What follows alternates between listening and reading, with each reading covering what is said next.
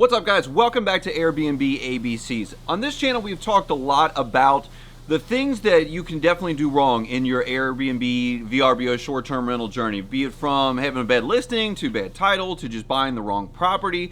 But there is one thing that will definitely get you. There is one major mistake that most Airbnb hosts, or at least a lot of short-term rental hosts, end up making after they've purchased their property, and it really just hijacks their entire plan and makes it so it's not as profitable and it's more of a hassle for them to rent their place. And what I want you guys to do is like this video, subscribe down below if you're new here, and we're gonna get right into the number one thing that folks are doing wrong once they have their Airbnb properties. After you guys have purchased your Airbnb property and you've done all the work, you've spent all that money, you've hired folks, or you've come down and done it yourself like we've done. We've spent, a week or two at each one of our properties getting it perfectly ready, doing everything the way that we want it, from the decor to making sure everything works to making it perfect for your Airbnb or VRBO guests.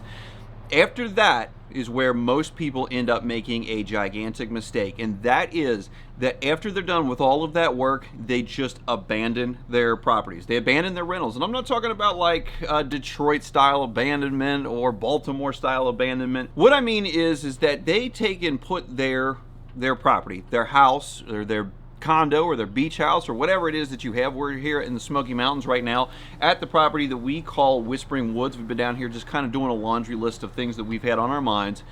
But they'll take that, they'll put it with a management company, or they will either self-manage it or do something along those lines, have a co-host or something like that, and then they won't ever come down ever again for a variety of reasons. Maybe they just don't feel like it. Maybe they're busy, they're, have a high pressure, high salary W-2. Maybe they live across the country. There's been a lot of folks investing, especially in the Smokies, in the groups that I'm in, that are from a long way away, especially California, because in California, a $500,000-$600,000 house isn't that big of a deal, or the people from New York, or just anywhere where they can't easily get to their property. They'll put it on those things and they will then just let it go and be sort of passive income, even though really Airbnb and VRBO is not passive income like a long-term rental is. You have people coming in and out, and they have varying degrees of how much they care about your property, but none of them are going to be as much as you will care about your own property. So if you put it with a property management company, for one, you're going to get lower rates and you're going to take home less money, and that is a strategy for some, though. And although I highly recommend self-management and wouldn't do it any other way, some people go and do that. The problem with that is that those folks have 50, 100, 200, maybe 1,000 or more cabins or properties under their management, and so there is absolutely no way that they are going to be able to give you the one-on-one looking deep into your specific property stuff. Even if you do some sort of check on things, that they come in and do a detailed inspection, they're still just only going to be in your property for 1 or 2 hours maybe at the most, and then they're out of there. If you're self-managing and you have your cleaners show up, you think, oh, they're going to take care of everything. They're going to be able to get into everything. And the thing is that they're just not. Even if you have independent cleaners like we do, they have other properties that they need to work on. It is busy at some points during the year, especially down here in the Smokies, June, July, October, December, Thanksgiving.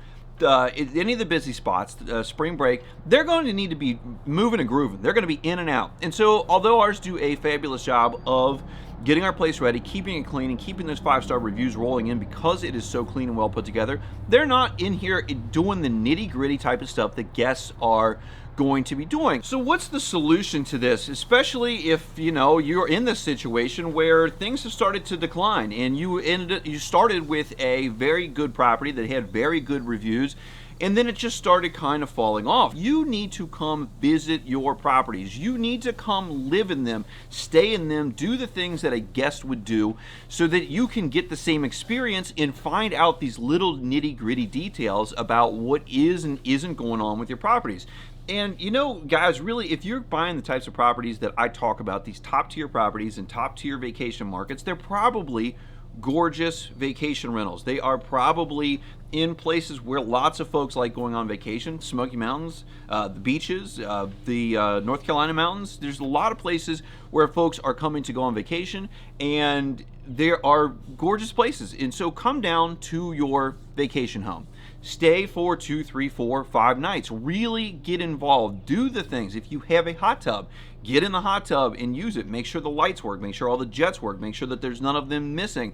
Just being here for one night is all we stayed. We ended up doing, again, just a laundry list of little projects that we had scheduled that we wanted to get going on, and some of the things that we had from our winter disaster that we wanted to winterize before we get into next winter. And this is a good time in May for us to get down here and do that. And for you guys out there, the list of things to be repaired, replaced, fixed, whatever, worked on will never stop. So don't ever think that you're going to be completely done. There's always going to be new things to add to that list. But when you get down here, you will be able to experience it like a guest, and that will give you that insight into what works, what doesn't work, where is there a squeaky stair, is there a light fixture that doesn't work, and just some things that we have noticed since we've been here for just a day. I noticed that the bathtub drain, it was a little bit loose where the pop-up cap thing is, so I was able to screw that in.